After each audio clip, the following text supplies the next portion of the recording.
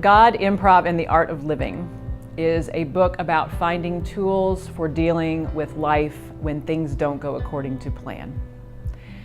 We all improvise in our lives without even thinking about it. If we are on our way to work and there's traffic and we need to find an alternate route, we have improvised. We just don't think about it in those terms. But life is always handing us things that we couldn't have planned for, we weren't expecting, and so we have to learn how to make the best of those circumstances. And I have found that the tools of improv comedy, give us some really surprising ways to do that, to find ways to improvise our way through life.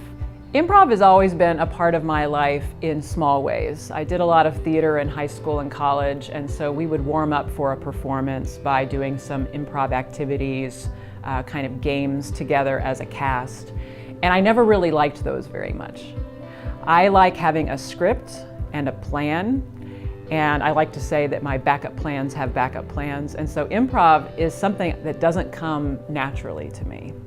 I always write the books that I need to read, and improv has been important to me as I live with people and minister with them as a pastor.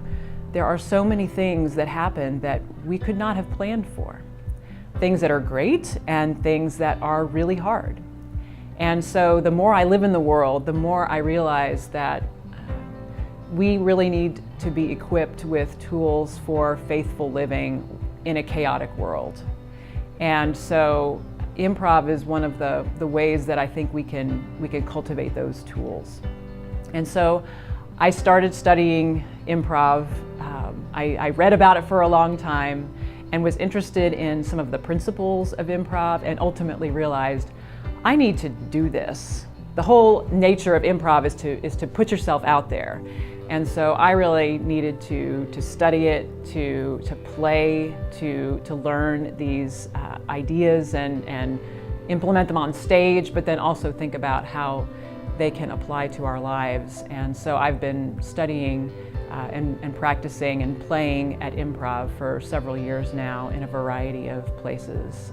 I was able to go up to Chicago and take several improv classes from the Second City. There are all kinds of people who come to the Second City Training Center and to these improv classes around the country. In my classes, there have been accountants and teachers and office workers, and there are people who also want to perform on stage. But what we all find when we get there together is that there are tremendous learnings to be gained from this practice of listening to one another, of taking risks, of putting our ideas out there, and also just playing with one another. We don't play enough, I think, in our culture, and so the chance to come together and do that has been really life-giving.